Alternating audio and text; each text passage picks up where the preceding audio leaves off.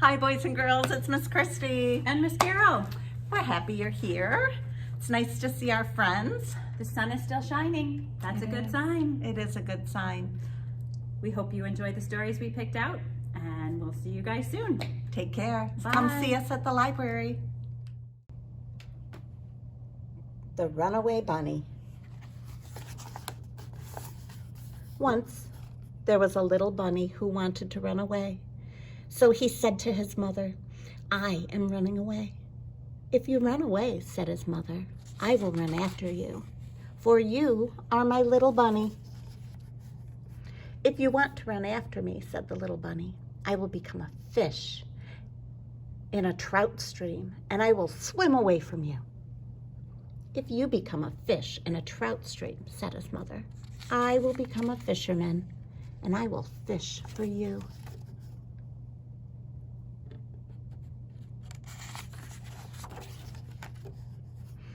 "If you become a fisherman," said the little bunny, "I will become a rock on the mountain high above you."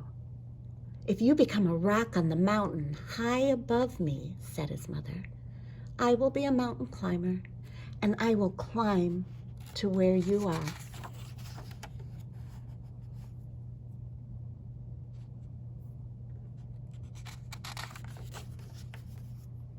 "If you become a mountain climber," said the little bunny, "I will be a crocus in a hidden garden." "If you become a crocus in a hidden garden," said his mother, "I will be a gardener, and I will find you."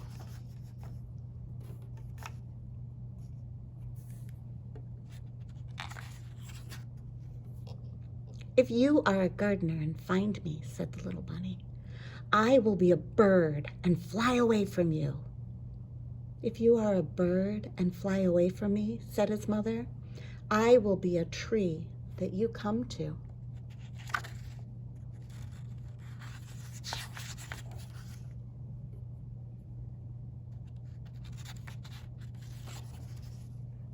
"If you become a tree," said the little bunny, "I will become a little sailboat, and I will sail away from you." "If you become a sailboat and sail away from me," said his mother, "I will become the wind and blow you where I want you to go."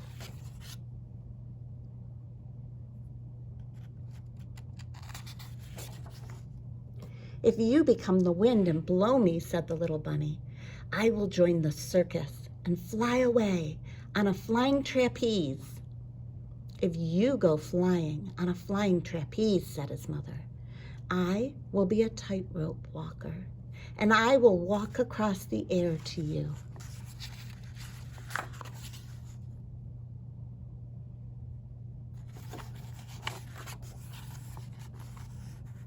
"If you become a tightrope walker and walk across the air," said the bunny, "I will become a little boy and run into a house." "If you become a little boy and run into a house," said the mother bunny, "I will become your mother and catch you in my arms and hug you."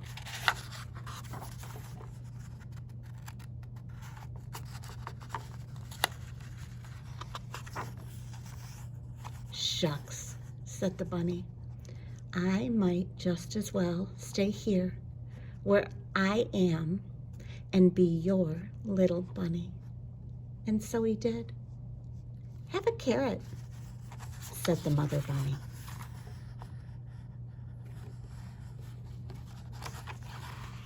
The end. The Pout-Pout fish and the mad, mad day. The first thing that happened on that mad, mad morning was a broken favorite souvenir. It shattered without warning. Bump, crack. Mr. Fish was left with pieces that he tried to reassemble, but his glue stick was missing. His pout began to tremble. He went to tell his friends, but they didn't seem to care. He thought that they were ignoring him. He felt his temper flare. He swirled away in anger, and his fins got whirled around. He lost his fishy balance, and he bumped into the ground. He tangled in some seaweed as he tried to swim away. He splashed and thrashed and crashed about, his thoughts in disarray. A feeling filled his gills, and a sound began to stir, much bigger than a bulb. It was a mad, mad grrr. Alarmed, his friends came over, and they gathered by his side. "What's wrong?" they asked him worriedly. With effort, he replied, "It's been one thing, and then another stacked on top. I'm mad and getting madder, and I don't know how to stop." Mr. Clam consoled her fuming friend. "We've all at times been mad. It's a challenging emotion, but it doesn't mean you're bad." "She's right," said Mr. Jelly, "and there's much that you can do to restore your inner balance and return to feeling you."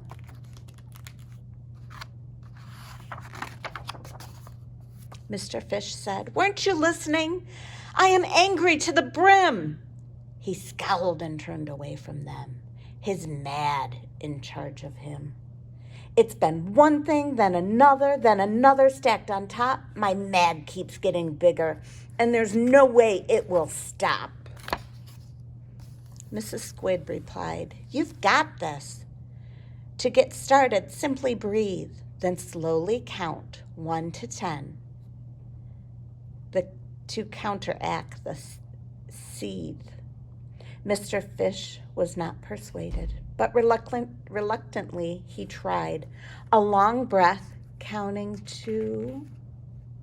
It soothed him deep inside. He felt a little better, and he wasn't quite as ruffled. "But there's still grrr inside me," Mr. Fish's thoughts kerfluffled. "It's been one thing, then another stacked on top. All that mad had made a muddle. Could he really make it stop?" Mr. Lantern shone his light. When you're hurt and feeling sad, disappointed, scared, or worried, those can channel into mad. "The solution," said Miss Shimmer, "is to talk about what's wrong. Pick words for what you're feeling. When you use them, you are strong." "It's too hard," said Mr. Fish, with his voice close to despair, but he breathed again, in, out, and then began to share. He shared one thing, then another stacked on top. His load began to lighten.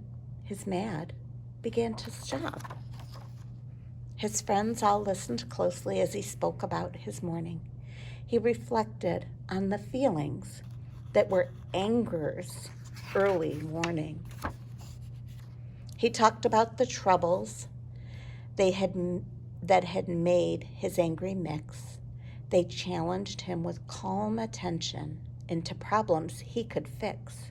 It takes one thing, then another stacked on top. But with words and self-compassion, I bring anger to a stop. The Pout-Pout fish had faced his mad. And look, the missing glue! The pieces are together. Mr. Fish feels good as new.